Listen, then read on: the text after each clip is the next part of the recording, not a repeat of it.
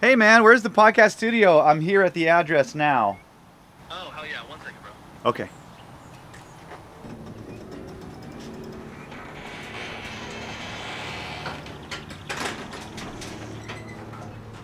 Pierre! Hey man. Coming in, buddy. Make yourself at home. Sure, but why are you naked? I actually was naked for the first full episode, and the fans really liked it, so I thought, let's do it again, you know? That's great. But if I'm gonna be here for an hour talking to you, it might help if you had some pants on. You want me to just cover it up a little bit? You mind? Yeah, I'll cover it. Let me get some clothes on. She's my red light kisser, working. What's up, family? Welcome to the E.N.D. podcast, episode 2. We have an all-star as our first ever guest. You guys might know him by his gorgeous face. You also might know him by his gorgeous voice. Pierre Bouvier, everybody. Woo! Thank you very much. Thank you very much. Pleasure being here. By the way, we clap because see the live audience out there? Yeah. It's great. They're out there. They're having a good time. I dig it. Pierre, thanks for doing this, bro. It's a pleasure, man. Anytime I can be involved with Matt Cutshall and Emo's Not Dead, it's always a pleasure. Always a pleasure. I love you, bro. Thank you. So listen, bro, I obviously I reached out to you as our first guest. We've been in a couple videos together. We've done 2 Felt Emo Might Delete videos.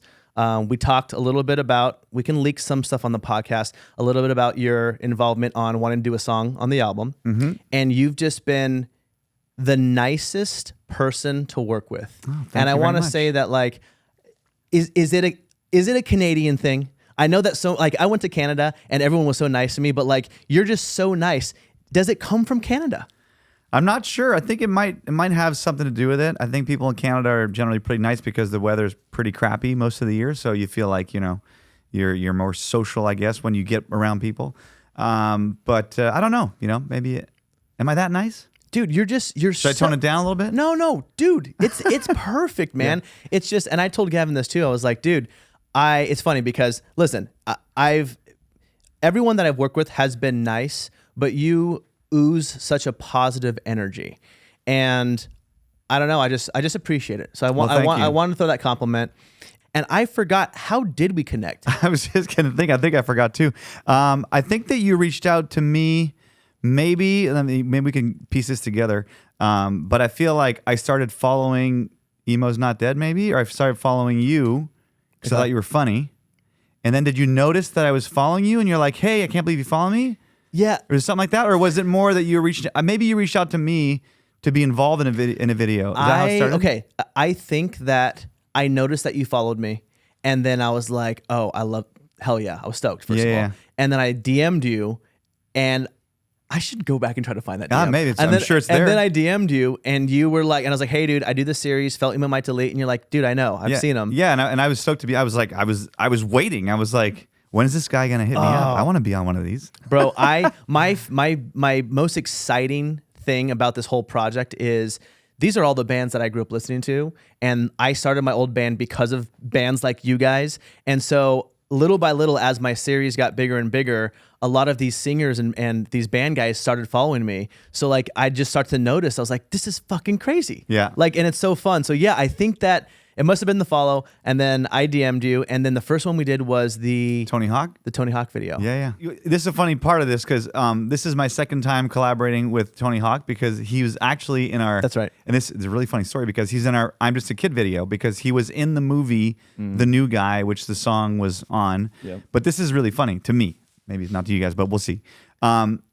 He's in my music video, yet he was never at the shoot, and I never really met him. And I'm a skater, you know, I grew up skateboarding, and it's a big deal for me to meet Tony Hawk. So he's in the video, and people are like, how was it to meet Tony Hawk? I'm like, I never met him.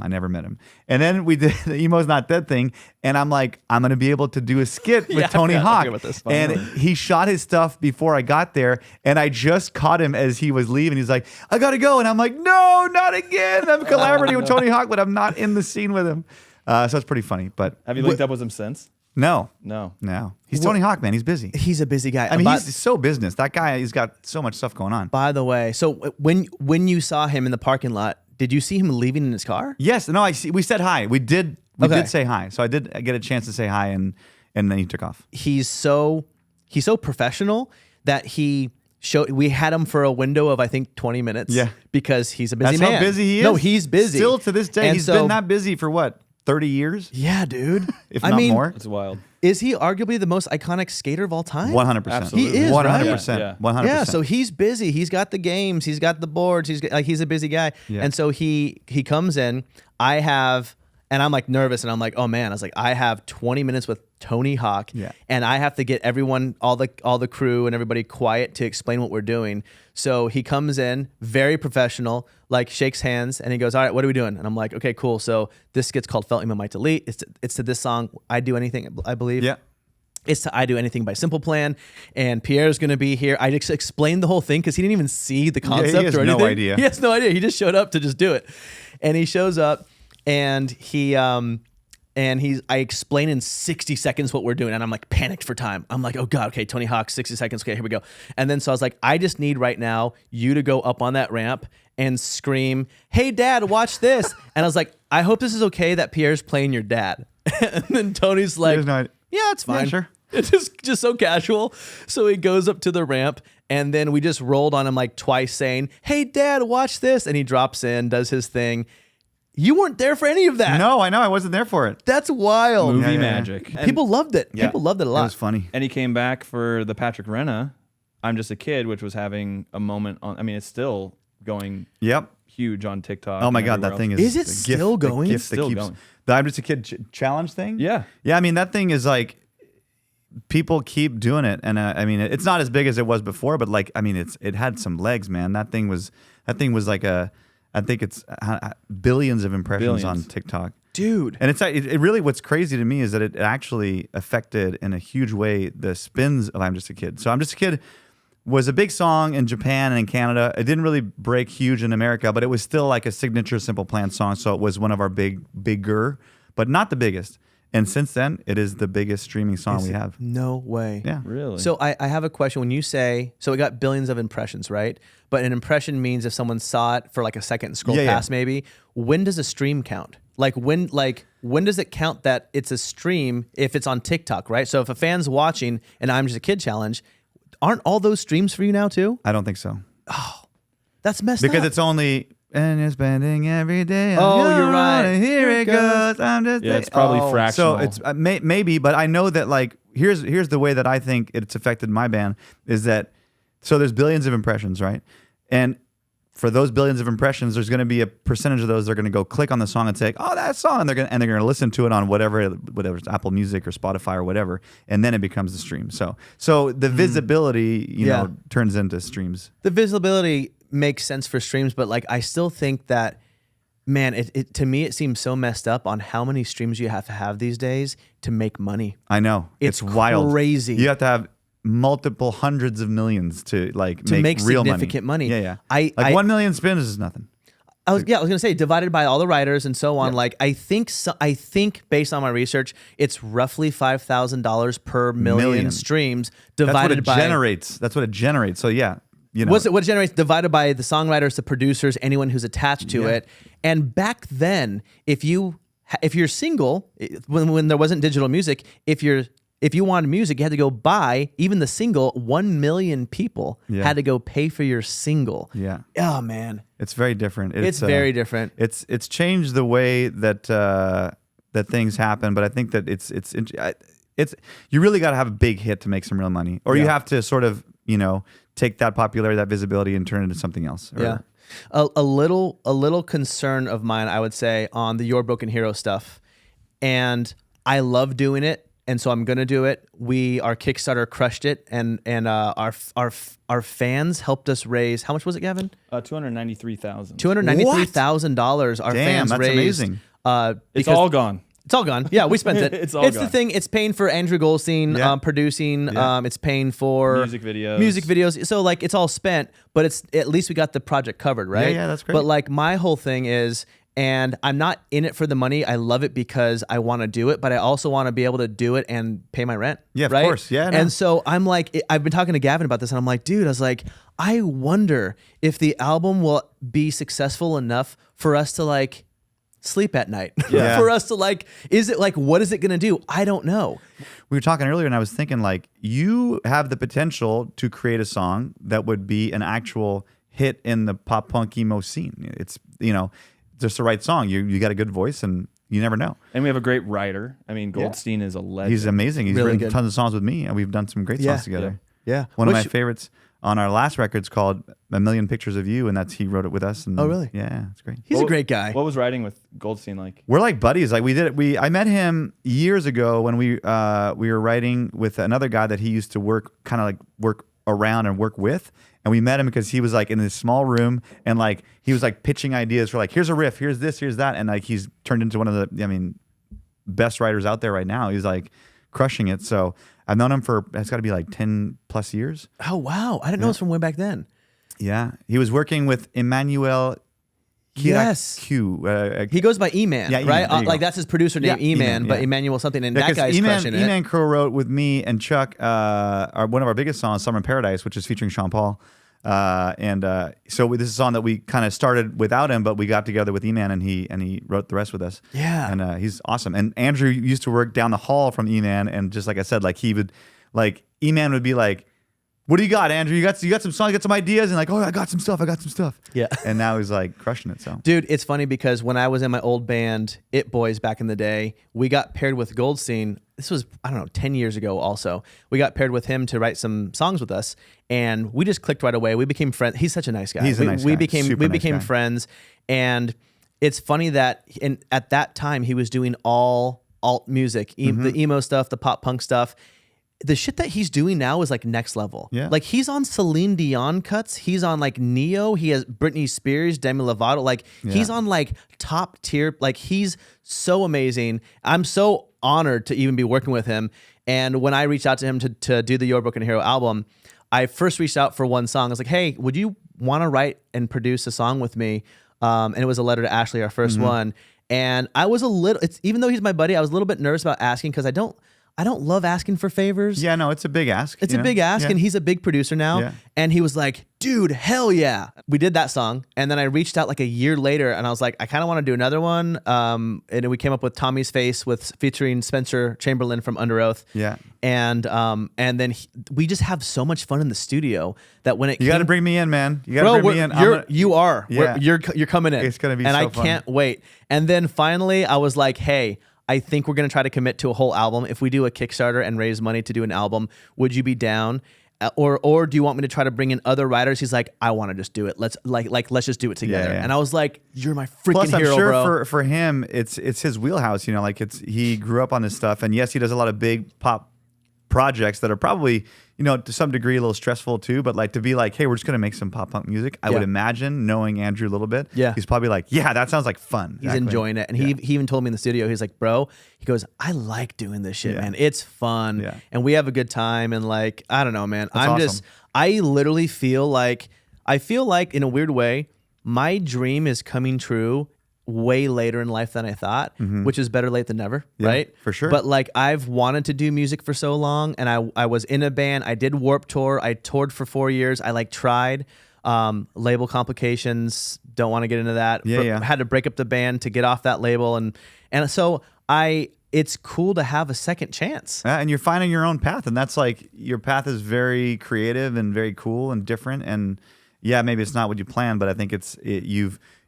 The cool thing is that you made your own path. You know what I mean? Like you're not going down the route that everyone's chasing for that record deal. That it's like the cookie cutter thing that everyone's going for, right? Get signed, do video, get a hit song. You're like, no, I'm not, you didn't give up, and you're doing something that's your own. Yeah. We're in charge. And I love that so much that like it's our brand and we don't have any rules. And like when at first we weren't sure if we were going to raise the money from the fans, we're like, well, if we do sign in with a label, and I hear about all these stories that people are with labels and they say, "You can't release this till summer. That's not going to be your single. We're actually going to hold on this."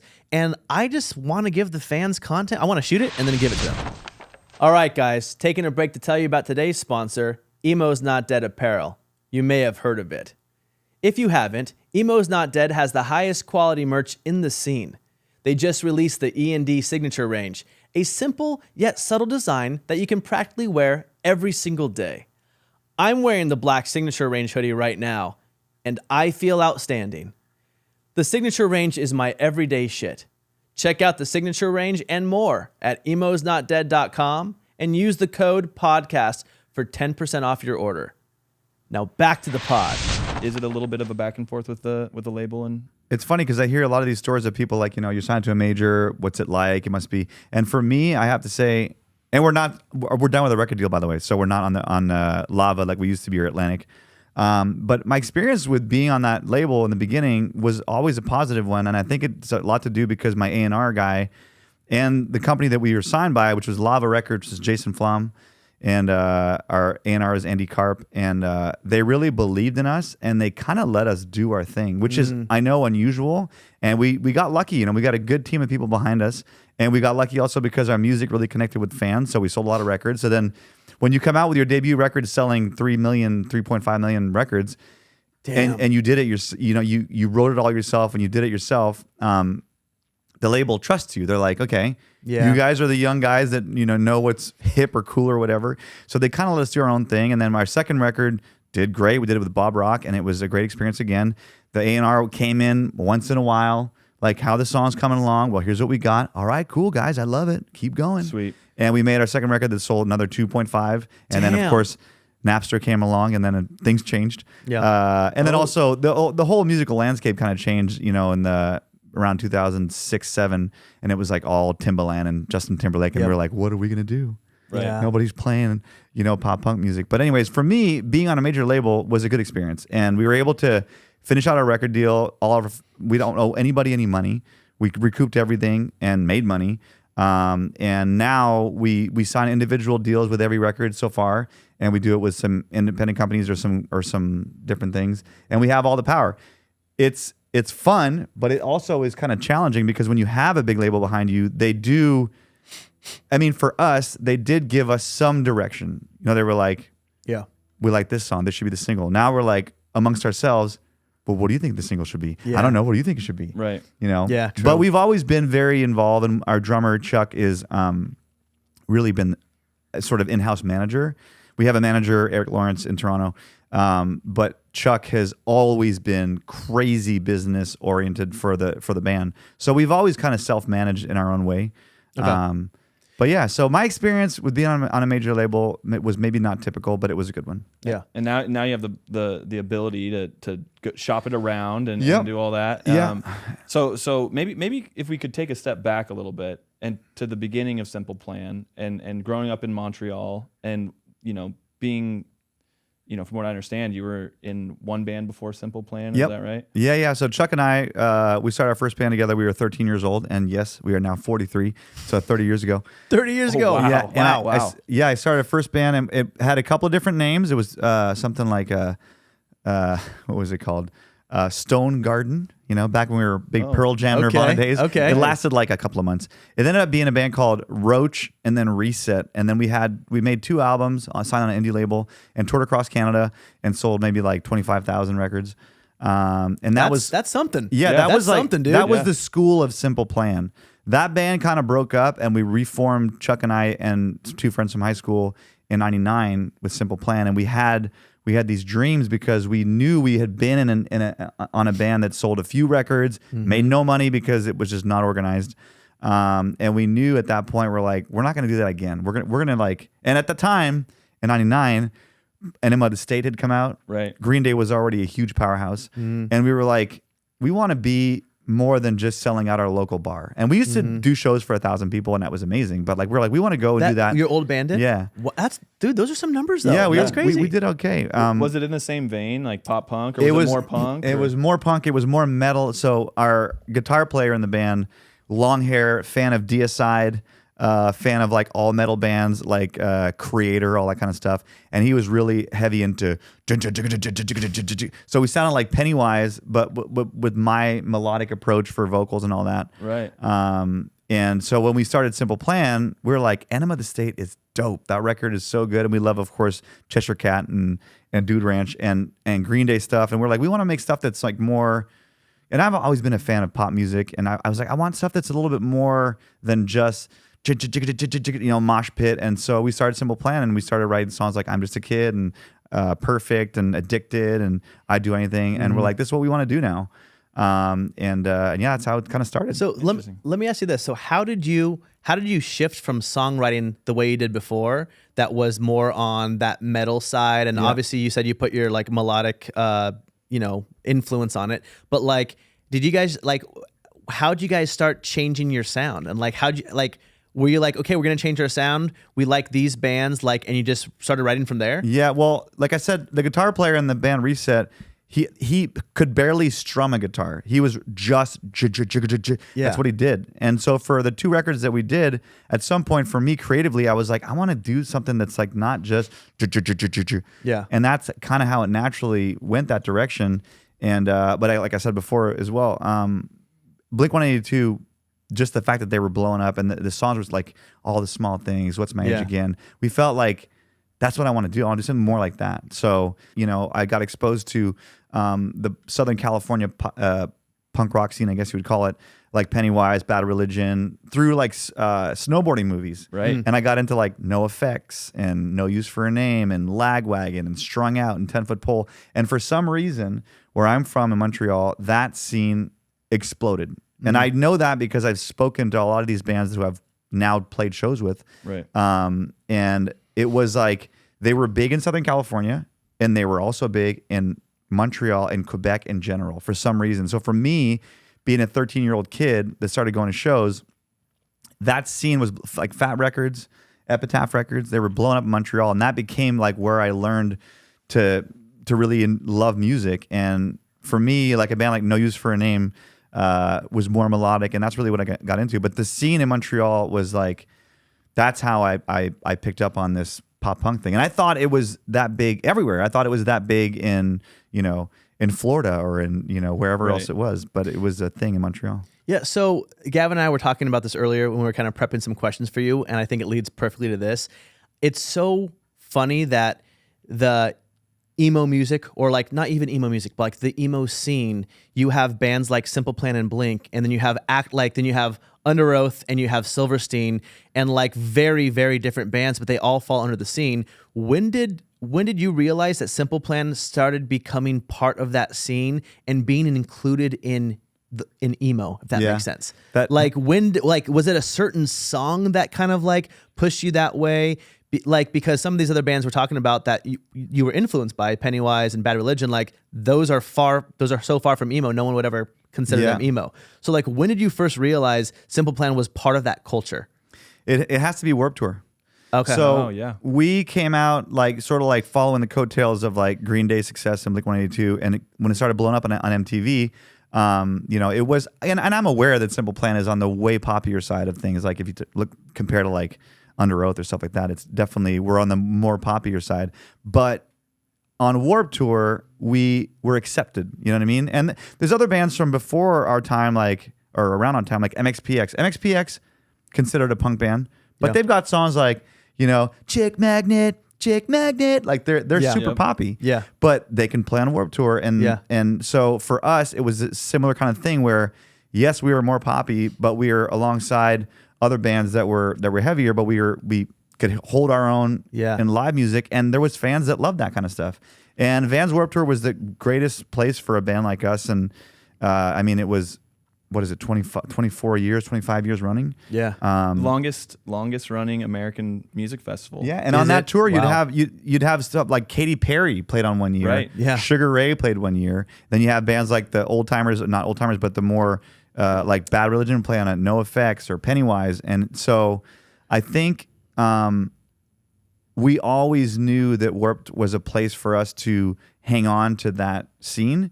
You nailed the answer by saying Warped Tour, and the reason why I say that is because 303 is not an emo band, but they were on Warped, and they were huge on Warped, and they had that energy. And now you play 303 at an emo night, and it just goes off. All roads lead back to Kevin Lyman. I'm a vegetarian, and I ain't fucking scared of him. Yeah, dude, so it's sick. just like, and like I did some content with those guys, super fun guys, and we had this conversation, and it's just so. It's so interesting because when people that don't quite understand the scene ask me, or like in an interview, and they're saying, "Well, how come you did a skit called Felt Emo Might Delete with Blink-182, and I'm like, it's all under under this umbrella of the scene. Yep. And that scene was birthed by Warped Tour. Yeah. It really was. Totally. Warped- Lyman. Absolutely. Kevin Lyman. Yeah. Kevin Thank you, Lyman. Kevin. I was on the Kevin Says stage. I think all 4 years. I think all 4 years we did the Kevin Says stage. Nice. What was the first moment that you felt like you truly made your mom proud? And I know that our moms are always proud of us for, anything and everything that we do. But like, was there a moment? Was it like when you hit radio? Was it when you got a record deal? What was your moment where you're like, oh man, I really made myself proud? Yourself proud. Yeah. Well, I have to give my parents a lot of credit because I think that they've always made me feel like they've been proud of me. Yeah. And you wouldn't guess it from like, I'm sorry, I can't be perfect. But they really have always supported the band and have always been there sort of making me feel like I'm good at what I do. But I think that when as a guy in a band, when you start getting real success and you sold, get some gold records and some platinum records, and then suddenly you're making money. Yeah. Because when I was younger, I'm in a band and my parents are terrified I'm dropping out of school. I dropped out after high school, so I finished high school. But then I'm like, Mom, I want to do this for, I can't go to school and dedicate myself to being in a band. It doesn't work. I can't do both. So I'm going to stop going to school. And they were pretty terrified. And they were like, what are you going to do for money? And I'm like, I don't care. I'm like, I don't care about money. And I want to do this. I think I'm good at it. And whatever. I don't need money, which is in hindsight a little, crazy, but that's what you got to do to get there. But so for me, when I started like making a real living out of what I'm doing, and like I can buy a house, I can do all this stuff, I think that's when your parents are like, wow, like you've really, you've made it. You know what I mean? You like turn it into an actual career. like it's not just a pastime. You're not just a guy in a band. Like you've made a career and you've made some serious, life-changing money where you can do things, Yeah. But they were already proud of me. My dad, for one of our first real tours as Simple Plan, we opened up for Sugar Ray, which is a bit of a weird mix, but they were on the same label as us, and we did a college tour with them before our record came out. And my dad, 2 weeks before we're about to leave, and I'm renting a van and a trailer and all that stuff, and we're gonna sleep whenever we can. My dad's like, I would like go with you guys, and I could drive. My dad's got a big motorhome, and I'm like, well, you can't just say that. Like, you gotta do you really want to do that? Yeah. And my mom's like, my dad's name is Real. She's like, Real, don't say that. You can't. Like you would never do that. And he's like, no, I think that'd be really fun. And he did. He came on tour and took his motorhome. We stuffed all the gear underneath the motorhome. Incredible. And he was we pulled up at Sugar Ray with a big ass motorhome. Dude, good And, dad. yeah, That's so- a good dad. I right wish. there. So I for wish. 3.5 weeks, he was on tour with us in Sugar Ray and college towns of the Northeast of America. Yeah. And so he's always been super supportive. Sugar Ray had a little bit of a punk background too. Didn't They did. I mean, the first record that blew up was that with the Green Machine, Fly. right? Was I just want to fly, but the whole record was like da-da-da-da. So people bought it for like I just want to fly, Yeah. and the whole record was kind of punk. Yeah. and then Oh, they were wow. like, wait a minute, we should probably focus on songs like I just want to fly. Yeah. To make that money. So kind of going back a little bit, Simple Plan's big break, like no pads, no helmets, just balls. Amazing. Thank album you. title, by the way. Thank you. What was the big break? Like, what really pushed that out? How did it blow up? I think it's hard to pinpoint exactly one thing, and I think that's kind of what has shaped me as a person. And sometimes when you say like, why are you so nice, or what, I think it's because I never feel, and we never feel as a band that we really like, oh my God, we blew up. It's that one song, and it was everywhere. We never had that moment. We were never on the cover Rolling Stone. We never, for some reason, got to play on David Letterman. The person that booked that one didn't like us. Does that bother you? It does bother me a little bit. We played, Leno. We played Craig Kilborn. We played Conan O'Brien. Okay, yeah. We Conan played was my Jimmy favorite. Kimmel. And never played Letterman. No, they never want to have us. But my point is that we never blew up super huge. So I feel like even the beginning of the band, like we started, I'm Just a Kid, did well in Canada, did well in Japan, kind of a failure everywhere else. And then I Do Anything started getting played on K-Rock. And then, but it wasn't really blowing up. And then we got offered a tour with Avril Lavigne, and that helped. So it's kind of like the biggest song we had on the first record was Perfect. And it was like a top 3 or top 4 or 5, something like that, on the Billboard 100, which is huge. Yep. But it never felt like we really, really blew up. So I just feel like I know what you're saying. It was so gradual for you that you stayed normal. Yeah. Let's put it that way. You and maybe you the stayed biggest like, moment, would be maybe we did on, I think it was New Year's Eve 2002 to 3 or 3 to 4. We did at MTV. We did the live as the ball was dropping performance there, and that felt like we were big. I was like, oh my God, we're at MTV. We're in the thing with the windows. The ball is dropping. Times Square is filled with people. There's confetti outside. Sick. Everyone's like, and we were the band that was like, in 5, 4, 3, 2, 1, Happy New Year. Dude, oh, that's rad. That's a huge moment. And that felt like, oh. So yes, I'm going to take back what I said. That was the okay. oh shit moment. That I was like, we're huge. The oh shit moment. That's Damn. rad. It's funny because when you said like, you're like, we've kind of just gradually gotten there to where it's never been like a skyrocket moment. I always, and I have friends in the situation, but like I always think about the cast of Twilight, for instance, right? And I do know 3 of them very well, and they're all just great people. But imagine just going from nobody knows you, and it's not like a grind where. Listen, I did the grind thing where it's like I had 1,000 followers, then 2, and then 3 years later it was 50,000. Like I did that to where it's felt like that for me too, as far as social media. Yep. That getting to a few million followers on my handles just felt like, I don't know, an everyday climb. Yeah. Some of these people, well, they're just minding their everyday business, and they blow up, and then they're Taylor Lautner in Twilight. They're the cast of Gossip Girl. They're I don't know what's her name. Dakota Johnson was in 50 Shades of Grey. Like that must be such a crazy feeling for these people that actually just blow up out of nowhere, and then suddenly they're a superstar. And I think a lot of people that become divas, that's their story. I feel in the long run, it does better for you to actually take that climb. Yeah, I think so too. Okay, family. Time to take another break to tell you about our other sponsor on today's podcast, Emo's Not Dead Coffee. Emo's Not Dead Coffee is freaking delicious. I literally drink it every day. The coffee comes in 3 varieties: the Screamo blend, the Broken Heart blend, and the Triste Mexicana blend. Am I saying that right? I keep my cabinets full all month long with my coffee subscription. And as a coffee subscriber, I not only receive 10% off on my coffee, but 10% off all of my Emo's Not Dead orders when I add merch to my upcoming subscription. So come on down to emosnotdead.com. Get horny with us. We've had an amount of success that has been great for me on a personal, financial level. I've made some decent money and had a great career, but I've never I can live a pretty anonymous life. I live in a small town, and I can go to the grocery store and I'm not getting bothered. But so I like that balance of it all. What did you do with that first big check? Believe it or not, I put it all away. Really? I saved it. Good for you. Yep. I saved And it. what'd you save? I bought a laptop. Oh, nice. There you go. There you go. I bought a Mac laptop. And that was a big deal. That was a big deal. That was a big deal. It was like $2,500, something like that. And I was like, whoa, this is a lot. When you were saving that money, did you have an idea on like, I'm saving for a house, or just I'm saving for my future?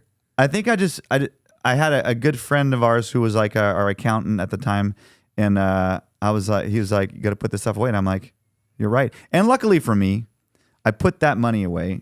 And then over the course of the next couple of decades, more money came in. Yeah. I don't know if I would have been. Stop there. I don't know if I would have been wise enough to put that money away, and if the money stopped to leave it there, I probably would have spent it. But so you were always kind of thinking like, what if I can't scale Simple Plan? I got to have a nest egg. Yeah, I think that my dad's a hardworking guy, and my parents are smart people with their money, and I feel like I was raised in a way where I never felt like, because I know some people, that they get a big check and they spend it. Yeah. And I've always feel like you got to own your house. You got to, you got to buy things. You have to make it last. It's easy to assume that the money coming in is going to come in like that for a long time, but it doesn't always. So save it up. That's an obvious one. But I think for people today, it's so weird because when I started being in a band and when I started chasing a career in music, the rules were so different. I mean? The world was so different. How you got signed was different. There were gatekeepers. There were labels. There were things that you just couldn't get past. You had to get signed, and that was just the way in. Now, I mean, this is going to sound really dumb, but or very obvious. Social media, man, like labels and people that are looking to sign bands and artists now, very rarely do they even sign you if you don't already have a built-in audience. Like you, right. Because I worked with a kid, that lives nearby my house, and he's amazingly talented, but doesn't like doing social media. I'm sorry, Beckett, I'm talking about you. And like it's been really hard because he's super talented. We did some great songs together. We did like 8 songs together that are not even out, all of them yet. But like you gotta push yourself. You have to do social media. You have to do all that stuff, and it's work.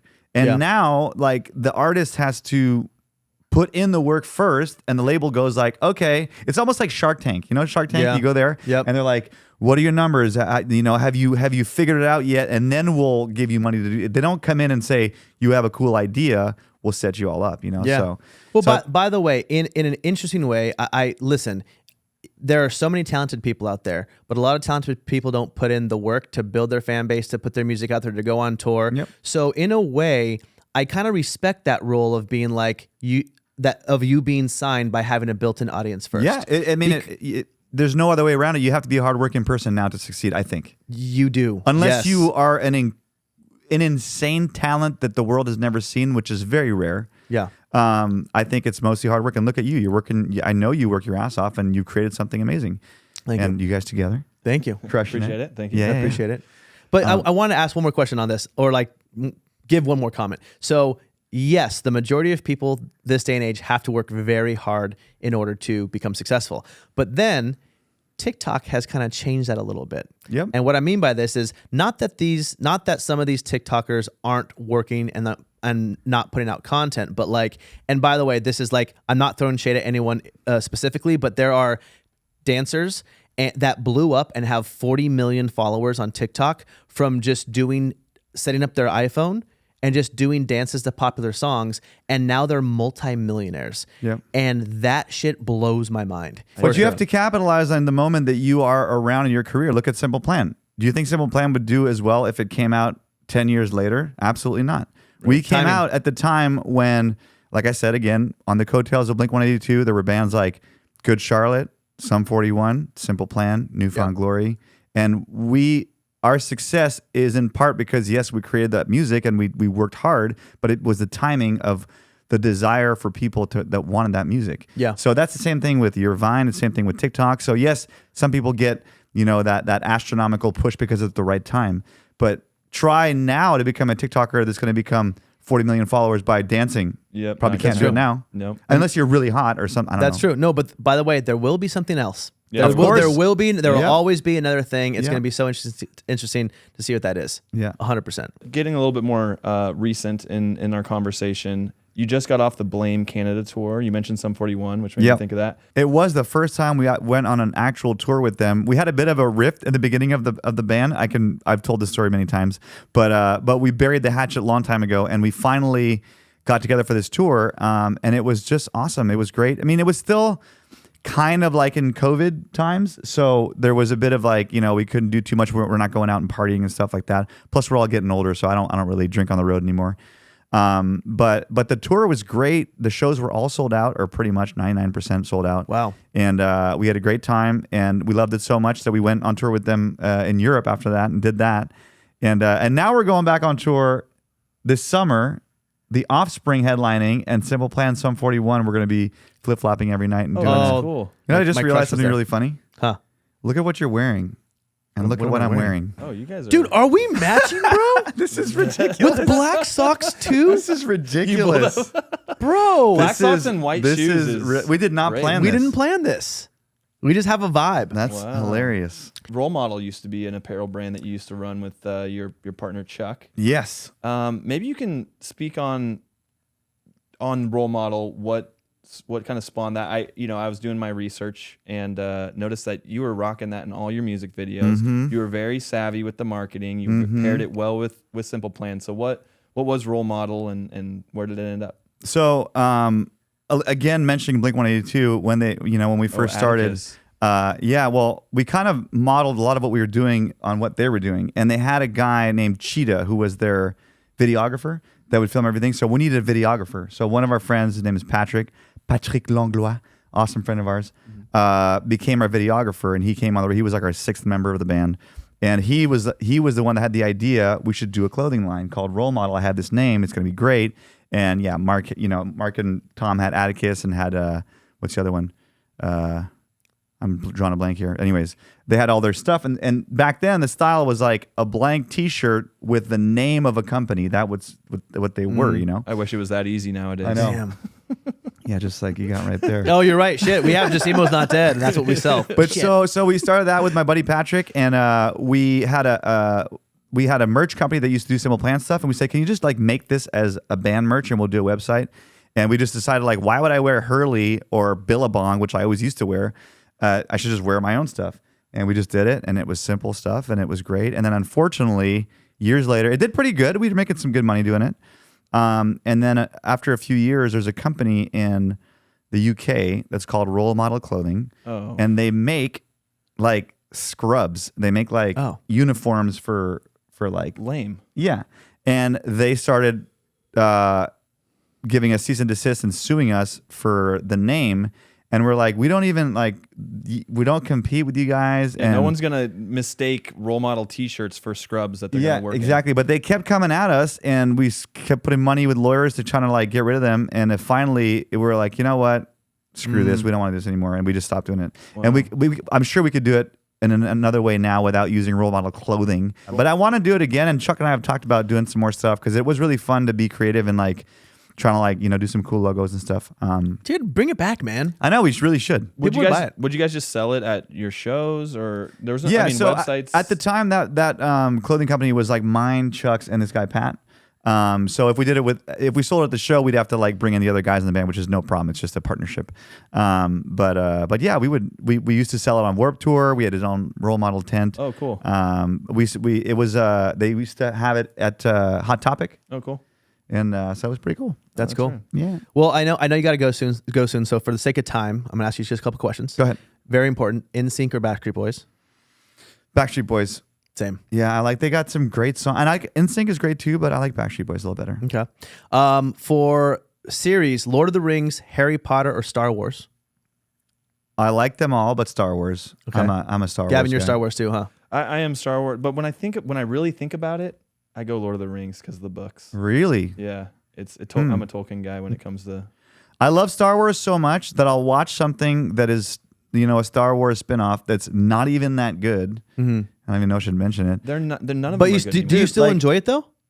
I do, but I'll be honest. I don't like The Mandalorian. Yeah. I think it's really boring. I couldn't get through it. I think it's so boring, but I will not stop watching it because it's Star Wars. Because Star Wars. There's 3 It's so weird. seasons. There's 3 seasons, and nothing has happened that changes the main story arc. I know, and for I the feel most bad part. because I love Jon Favreau. I think he's a great, Yep. you know, director and writer. But like, I just feel like The Mandalorian is, and I get upset. I watch it and I'm like, why is this so boring? Yeah, you have Yoda. You have Baby Yoda there. That you could do so much, and Yeah. yet Yeah. you haven't put a lightsaber in his hand No, yet. no, What the it's hell? it's really weird.